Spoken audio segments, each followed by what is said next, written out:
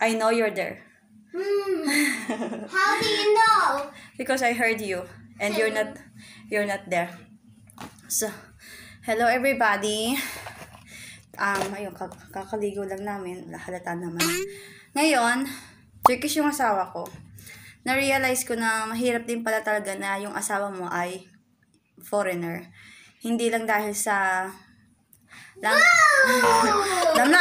hindi lang dahil sa language barrier na meron kayo na yung mga utak pa ng ibang tao na kapag foreigner yung asawa mo, alam mo yung sunerte ka na kaahon ka na kaagad sa kahirapan. Alam mo yung instant yaman ka na kaagad kasi nga foreigner yung asawa ganun talaga isip ng mga lalo na Filipino. Tapos yung isip din nila na nagpakasal ka sa isang foreigner para lang, alam mo yung mapabilis yung buhay mo, yung mapagaan yung buhay mo, ganyan. Tapos pag tumira ka sa ibang bansa, ang iisipan na ng mga tao. Alam mo yung humihiga ka na sa pera, yung barya na lang sa'yo yung mga 500.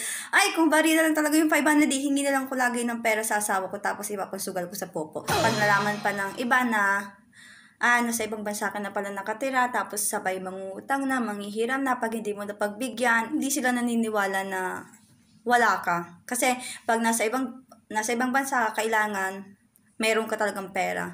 Foreigner yung asawa mo, dapat may pera ka. Hindi po ganun, tapos may mag-uutos pa na, alam mo yung kupitan mo lang, ganyan yung asawa mo, ba't kukupitan yung asawa ko? And then, i-compare ka pa sa ibang Pinay na may asawa na foreigner na bakit ito may pera, lahat ng foreigner mayaman.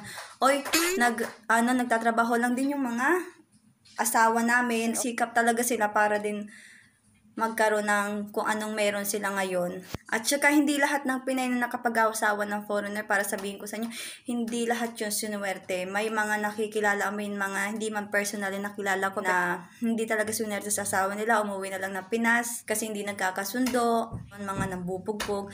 Ayun, swerte lang ako kasi yung asawa ko never naman siya nambugbog, never din ako pinagsalitaan ng masama. Sobrang tahimik niya lang talagang tao. May nagtanong din na anong trabaho ng asawa mo. Sinagot ko, basta sa hospital siya nagtatrabaho. Porque sinabi kong sa hospital, na doktor daw. Sabi ko, hindi doktor yung asawa ko.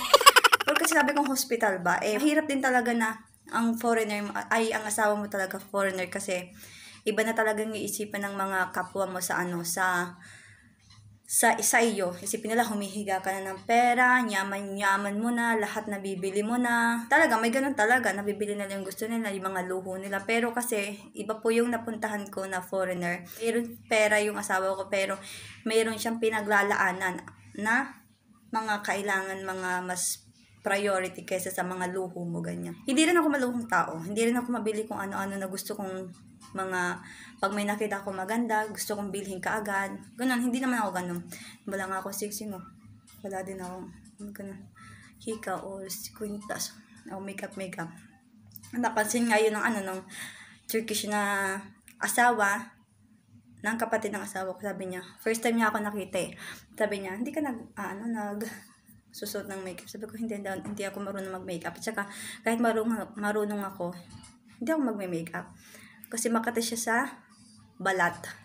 Naglalagay nga lang ako ng nabubuka na yung labi ko Naggagano na masakit na siya. Na-realize ko lang din naman. Ayun.